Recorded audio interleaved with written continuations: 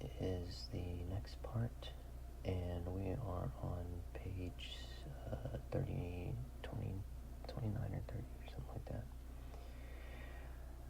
So let's start off from the last sentence over here. So, all who attended him seem to have entered into the project so far as he might have thought proper to divulge it, and to have assisted in the erection of the tower and city. But subsequent events shew that the proposed form of government and system of theology, though acquiesced in by the majority, did not command universal approbation. Alright, well, this is kind of saying that there's, I guess, a sort of like, people kind of like chose to build the tower, I guess, or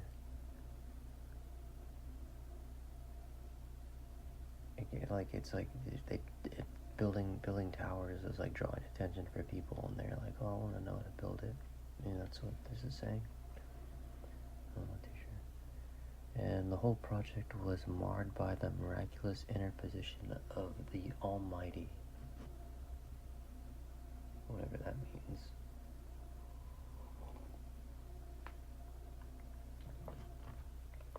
What concurring circumstances might have operated to the dispersion, we have no clue to the narrative of Moses. So Moses wrote the Old Testament, right? So he didn't really mention much about the tower and like what happened, like I guess ensuing the flood to, I don't know. I honestly, I can't recall how it goes in order, but I do know that after the flood there's a time period. And then all these kings start showing up, and you have I forget which story happens after Genesis, I'll be honest. I can't recall. I'm not a master of religious texts. I just like to kind of open them up as I kind of start to dive into topics that really interest me. But I can recall some books in the Bible, but I can't recall them chronologically. I can maybe recall the history chronologically, but not the books. So, in any case, let's continue. He mentions the miraculous confusion of the languages, and that the Lord scattered the people abroad from thence upon the face of all the earth, and they left off to build the city. But if we may credit the heathen accounts above referred to, with which the Hindu, and indeed almost every remnant traditionary lore concur, a schism, most probably both of a political and religious nature, was the result. A bitter war was carried on, or at least a bloody field was fought, from which the Scots, whatever you want to call it, defeated and excommunicated by their brethren, betook themselves in haughty independence. So within these civic nations there was some warfare. And so they, in haughty independence to the mountains of Kashgar and the north. Whilst some violent and supernatural catastrophe by the overthrow of the tower completed the dispersion. Okay.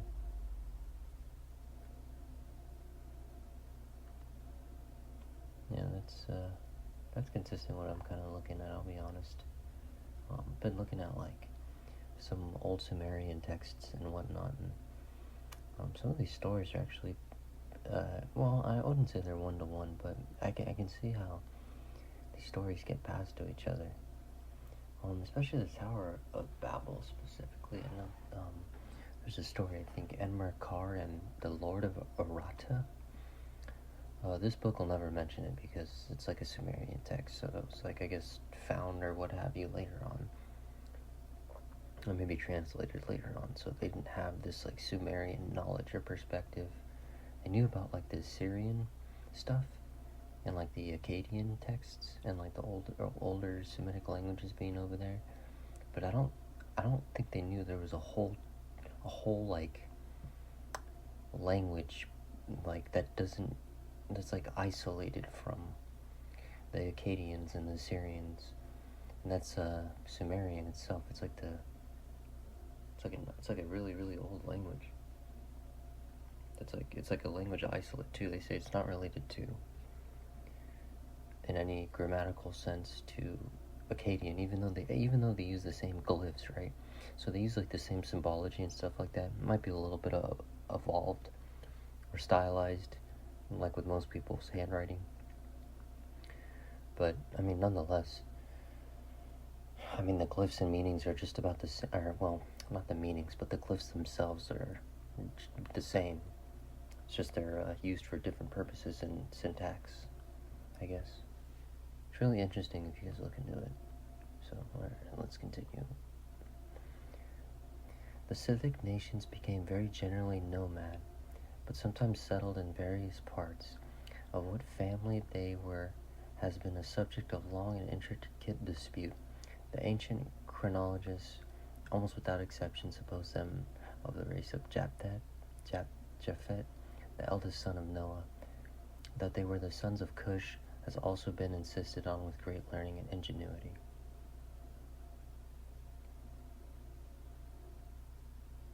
So they're saying like the Scythic people are like Japhet and maybe Cush mixed together. I mean, I see it being possible. Or like Ham specifically and Japhet, not Cush. So if I take a look up here, he's saying that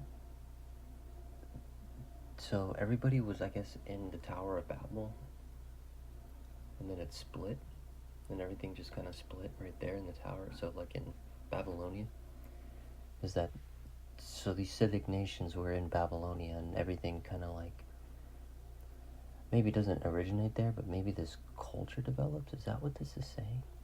Is that what I'm getting? Because they would be in Babylonian and the lower part of that, like Caspian and like Armenia and stuff like that. Oh, I gotta look at a map again. Let me see. Let me spend a minute. Let me spend a minute on this tangent real quick. Let me look at the world map. Okay. I'll just look at Google Maps actually. So if I take a look, so let's take a look here. I'm looking at the map, right? Well, I'm looking at Google Maps specifically, and we're looking at Babylonia, right? So I think that's Nigeria. Niger. I think that's what it is now today. I don't think they call it Babylonia. They wouldn't call it that now, I don't think.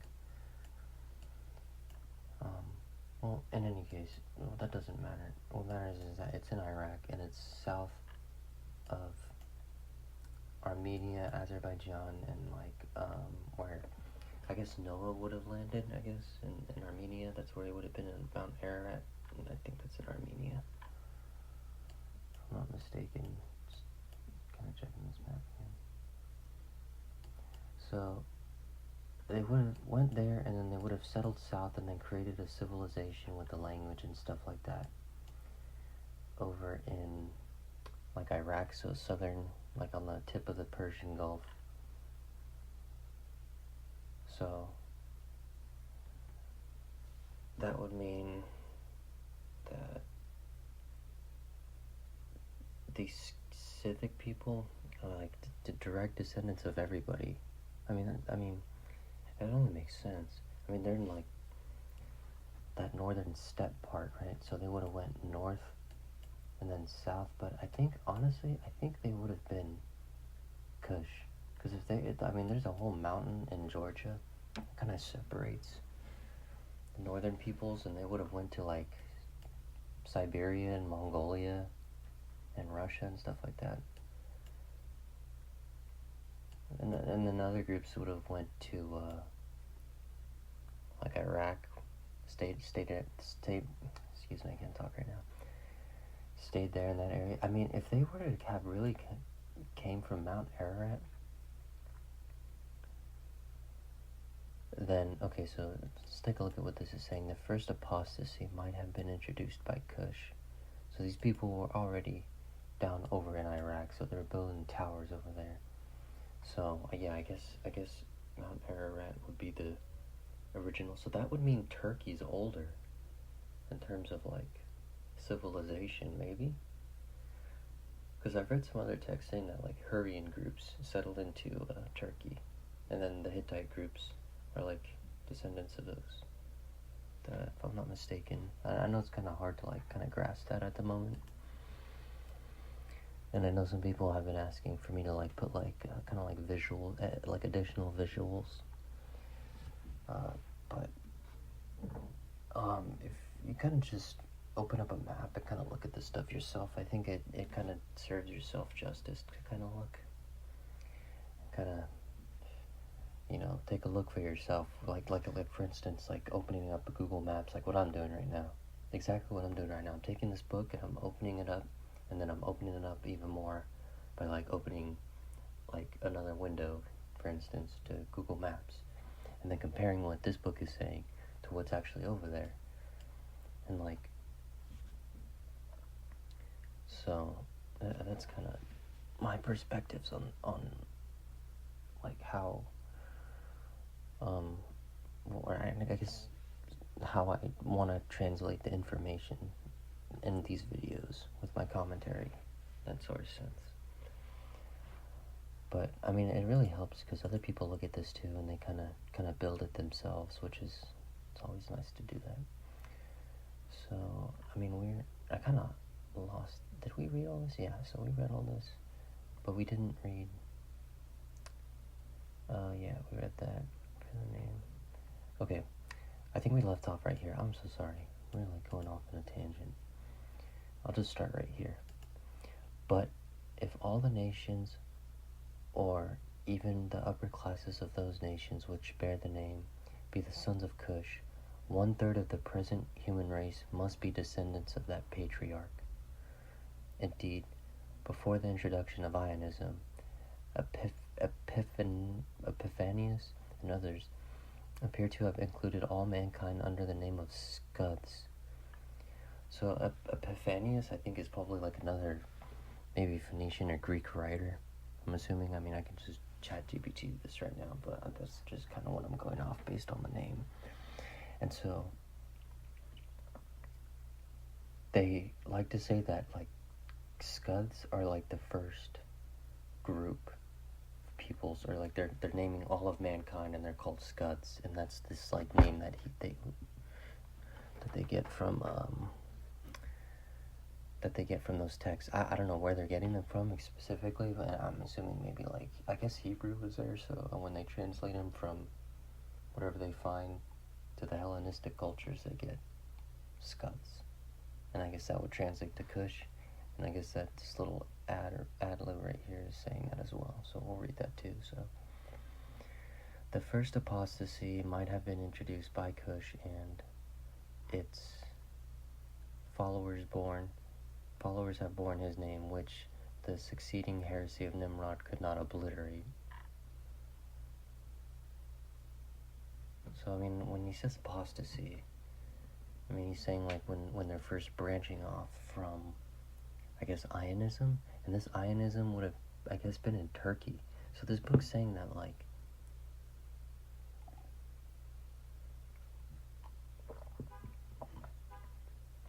excuse me, drink some water, coffee too. So what this book is saying is that everybody came from Ararat, and then they like to name that the Scuds, and then these Scythic Scuds, they went south into like the Anatolian plains or mountains, into Iraq, and they built all these cultures here, and they went to Iran too, and eventually you have this empire built by Cush in those lands. So Cush, I guess, was in control of like what looks to be Turkey, Syria, Iraq, Iran today. And this is just speculation. This is just looking at this book and what it's saying. I'm not saying that any of this is legit, so I'll just take it with a grain of salt. So he's saying that like this Cush, and there's this Cush empire that was built in that area, and that's just like known to many.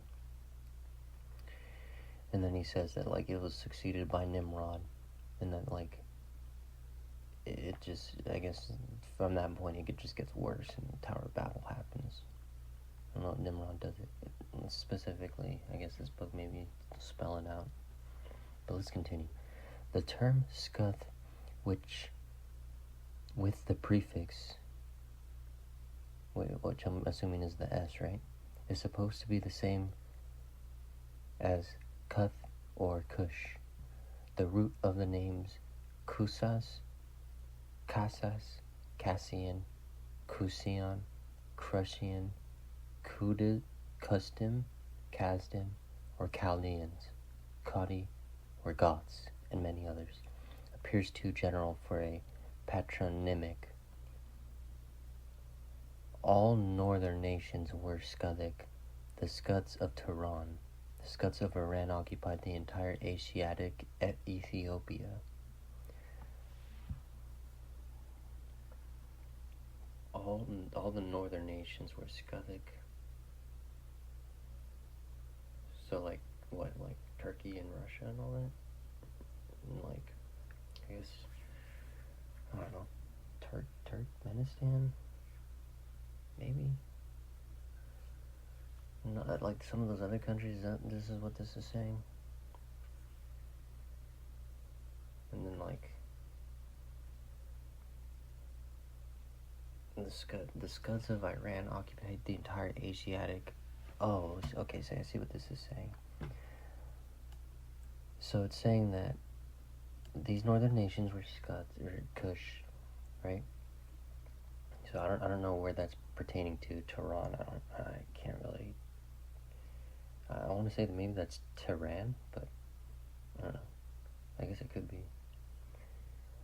And then here it says the Scuds of Iran occupied the entire Asiatic Ethiopia, containing the Iranian territories of Assyrian Empire, extending from the Euphrates to the and from the Caspian to the ocean. Okay, so this is like a widespread empire. That makes sense, right? Yeah, that makes sense. And from the Caspian to the ocean, the African Ethiopia or Nubia with the adjoining territories was also Kuthic. So when they're saying Scythic, they're also saying Cushites, right? And Cushites are people in, I think, the land of, I think that's Africa, if I'm not mistaken, right? That's like southern Egypt. Let me see this. Hold on, let me start cross-referencing right now. So, what is the Kushite Empire? Right, I've heard that before. It was in Nubia. Yeah, see? Okay, so this book is saying that Kush and Scyth are the same thing. They're the same peoples, and they all came from Armenia, right? Is that what this book is saying? I mean, basically. But they're different groups, and they separated, right? I wonder why. I mean, I guess.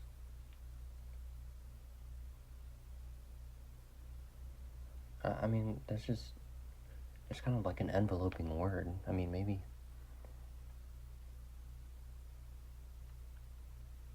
Okay, well, I guess I'll just take it with a grain of salt. Yeah, because right here it says the African Ethiopia or Nubia, right, with the adjoining territories was also cut thick. So, I mean, they have a Kushite empire. I mean, that's the kingdom of Kush. And I mean, come on, it's the same name. It's the same reference. It's gotta be. There's no way it's not. So, I don't know what to tell people who don't think that. But, yeah. I mean, it's gotta be all the same, too, because, like, the stories are so similar out there. I mean, it makes so much sense that they're all, like, they all descended from maybe one place, I don't know, more than likely. There were Indo-Scythiae, Celto-Scythiae, and even Ionic Scythiae. The Belgi in Gaul, the Pelasgi in Greece, the Sakas or Saxons, the Philistine or Phoenicians. And Phoenicians. The Philistine, and Phoenicians, the Sarmatians, and Germans were Scuds. In short, the term is to be found in every corner of the earth, and may be traced in America and in Lapland, as well as in China and Japan. So Lapland, I think, is like Scandinavia, so folks were wondering. So yeah, we read this already over here. The Scythian nations of Turan and the north were generally addicted to the... Okay, so wait, when he's saying Turan, what is the city of Turan? Let me see here.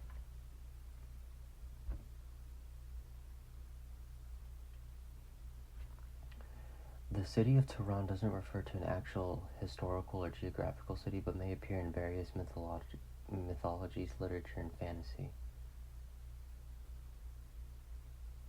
However, if you're referring to Turan, its significance in Persian mythology and historical context.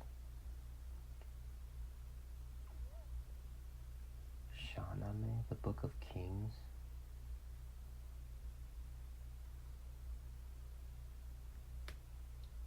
Turan represents a land or people who are often in conflict with Iran. The term Turan refers to the Turanian people, who were traditionally considered to be enemies of the Iranians. The mythological conflict between Turan and Iran symbolized the struggle between good and evil in Persian culture. Okay, so when did this... Where in Persia, or where in Iran does this story originate? Is this like Zoroastrian? Is this Zoroastrian lore?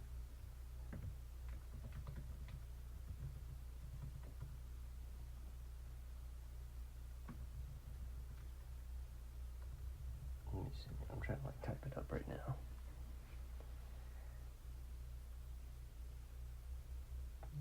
The story of Turan and Iran originates from the Persian epic poetry and Zoroastrian lore. Oh, okay, it is. Yeah, pre-Islamic Iranian mythology. The mythology is most famously recorded in Shahnameh, an epic poem written by Persian poet Ferdowsi in 1010 CE.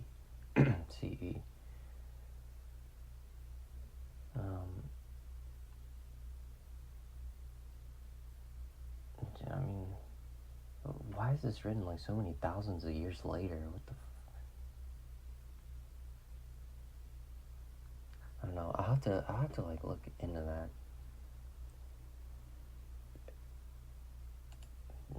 Because, I mean, yeah, I don't know. The Scythian nations of Turan and the north were generally addicted to the Scythic superstition, and whenever they rolled back the tide of war upon their ancient rivals.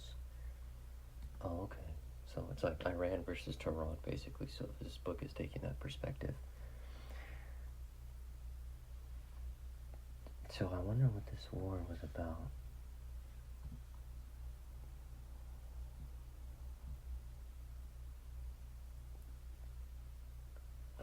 It's like interesting. I mean, if you're looking at this page right now, I don't know if some of you guys just like only listen to this, but like it's like the idols and temples and cities. The idol temples and cities were the objects upon which they satiated their revenge. Like, is this said in that book? And then this book goes right here in this sentence. They were esteemed excommunicated and of the giant race, Nephilim, Rephaim, and Anakim. The Scuds of Iran were also of the giant race, with Nimrod as their chief. Of the Titanium War, there appears to be a double aspect. When the Scuds of Turan are the giants, the war between them and Ionim is the subject of the legend, and they are the giants cast out into the Cimmerian darkness and buried under the mountains. The other view presents both parties conjointly forcing the schism, both parties conjointly before the schism as the Nephilim, apostates, or giants, enraged in carrying on the war against heaven itself. And in these accounts we find more frequent allusions to the tower and its supernatural overthrow.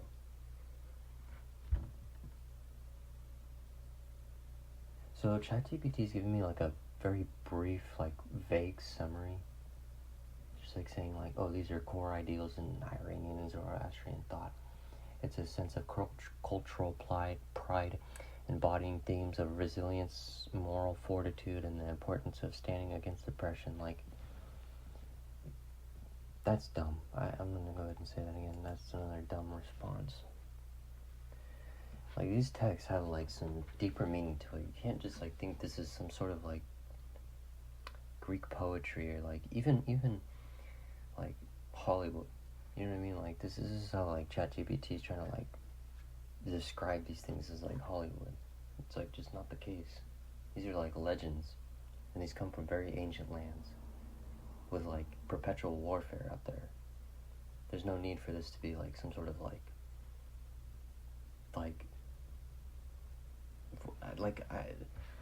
it's like diluting the essence of what the story's actually about. Like, I want this thing to be more explicit. Like, I would show you my screen right now, but I don't really know how to do that. I don't think I have the tools to do that, but I mean, if you have ChatGPT and you just like, you know, just ask them, what is Tehran and is this Zoroastrian lore? Like, they make it just, I don't know, I'm not going to go on with this thing, I should probably stop, but, so, let's get down to the, like, what I was not going on a tangent on. So, the next thing I wanted to ask it was, is there, so, what is it saying? Let me see.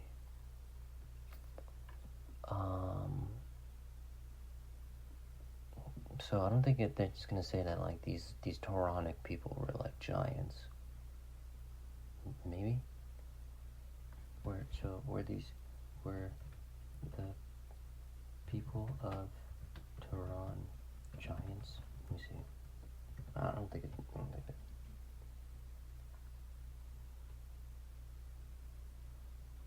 They're just portrayed as fierce, formidable warriors.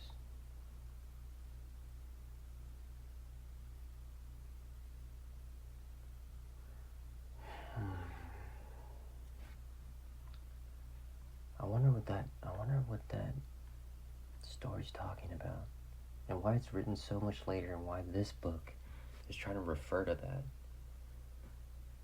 I mean, how important is that story? I mean, if it's Zoroastrian lore, but why does it come thousands of years later? Because isn't Ahura Mazda like in like 2000 BC, and then like Zoroaster, right, writes it in like 1500, and then you have finally the Achaemenid Empire after like so many like smaller Iranian tribes or Medic groups, right? All of a sudden they just conglomerate all this stuff together. Not that all of a sudden means that like, oh, it's just a bunch of bullshit, but just like, you know, it's just all of a sudden you have like this super empire built by Cyrus the Great that just comes and knocks everything over,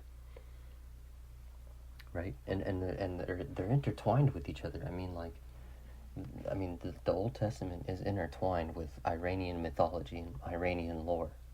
I mean, just the sheer fact that the basis of the first Achaemenid Empire is based on Cyrus the Great is by no means like showing a deep connection between those lands. I personally think.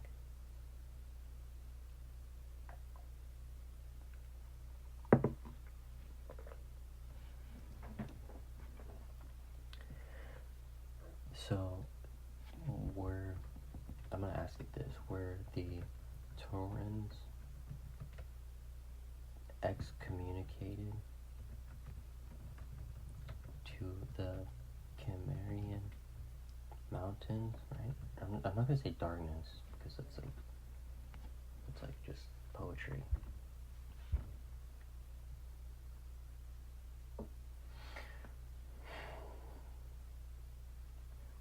it says here in Shahnameh, which is that Book of Kings that relates the story between these two. The lands of Turan were often thought to lie in the regions northeast of Iran, which correspond to areas in Central Asia. These areas might include parts of present-day Uzbekistan, Turkmenistan, and Scythia. Although the term Cimmeria, or Chimeria, itself traditionally refers to Cimmerians, but Chimerians, I don't know how to pronounce it. An ancient nomadic people who lived north of the Black Sea in what is now Ukraine and Russia. They were known to migrate southward around 8th century BC. So this is like trying to say, contrary to this folklore, they were known to migrate southward. Oh, okay. No, never mind. I was wrong. It's just it's kind of reinforcing, I guess, popular belief, which is that, like, you know, these Scythic groups went southwards and they approached the Assyrians and the Medes.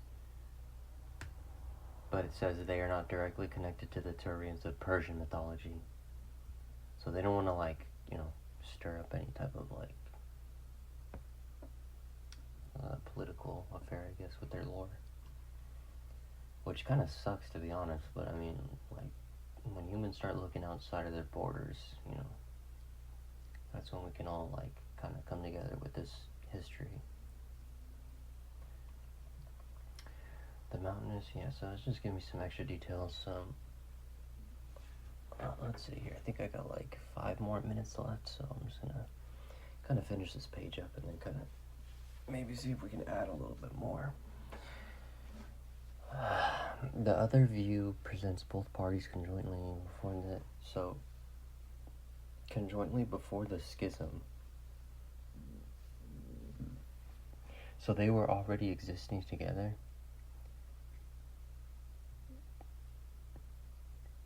I don't know, this is kind of really wordy in very weird ways. Maybe I just suck at English. Engaged in carrying on the war against heaven itself. I don't know, it just doesn't, just kind of seem, I don't know, I really don't know the story of, like, Turan and all that, so I can't really say if, like, some of the superstitious stuff can actually be, like, applied. I'm assuming it is, because this guy's doing it, because every time I take a look at some book that's talking about, like, old texts, and referring it to, like, I don't know, like, aliens or something, or, like, giants, it's usually, like, kind of, like, consistent in a weird way, or, like, maybe only because you're looking for it, that sort of illusion. I don't know. Okay, let's finish up this page. So, and in these accounts we find more frequent allusions to the tower and its supernatural overthrow. The catastrophe at Babel completed this dispersion and the division of the earth and planning of the nations. There are some very curious notices extant, but whether Nimrod and his immediate adherents survived and retained possession of Babylon, or transferred their seat of government to Nineveh and founded the great Iranian Empire, or whether that empire and city were founded by Ashur and the sons of Shem, is still a subject of dispute.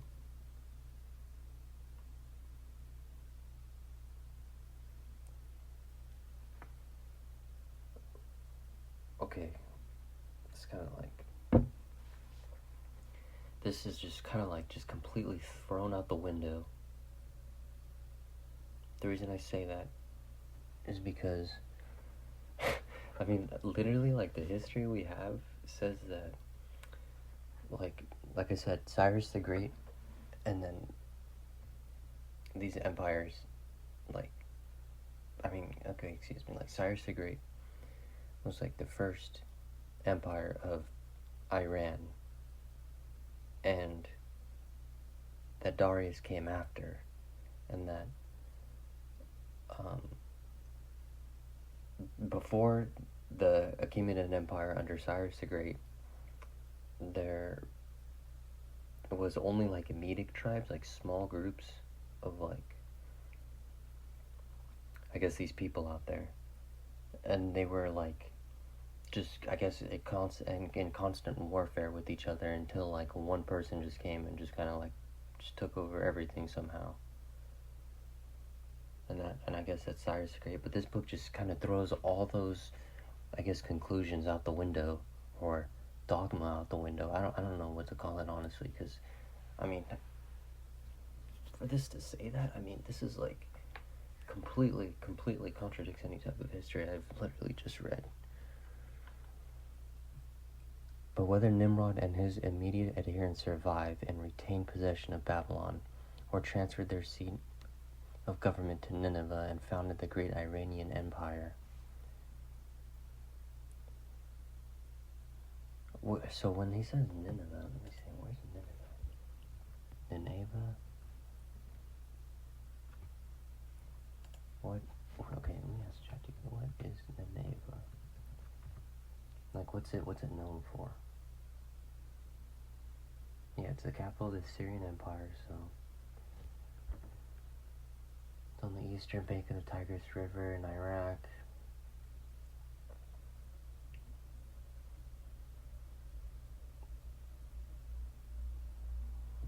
It's reached its peak. Okay, so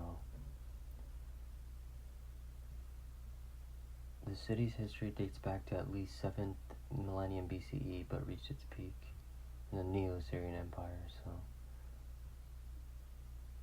So it's saying that. So it's saying that Nimrod would have been at Babylon, right? And then Nineveh would have taken over. And then they would have fled Babylon.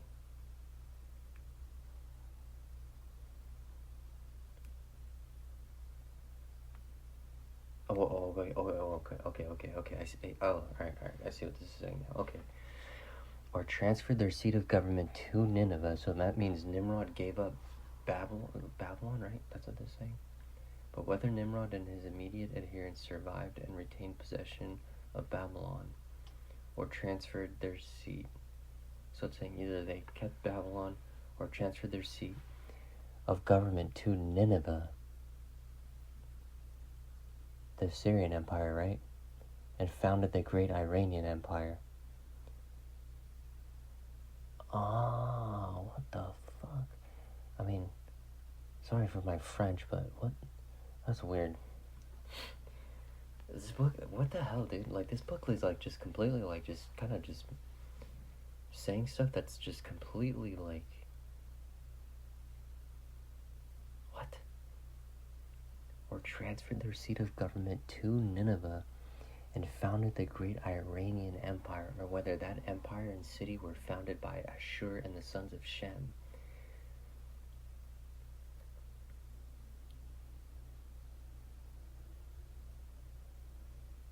So it's saying that, like, there's this empire in Nineveh, right? That's like, is Nineveh's east of Babylon, right? Is Nineveh east of Babylon? Yeah, it would be more east of Babylon. That makes sense. So, I mean,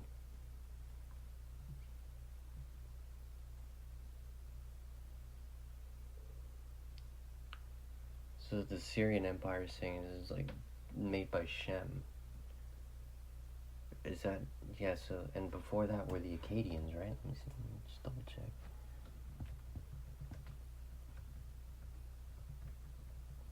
Were the Akkadians. So this is starting to kind of like make sense in my head. Because I still kind of am confused about this.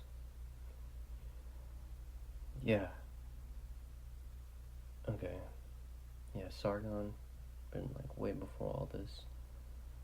Oh, okay. Alright, well, I guess I'll have to end it here and just kind of like read over this stuff again, but this is really interesting stuff, man.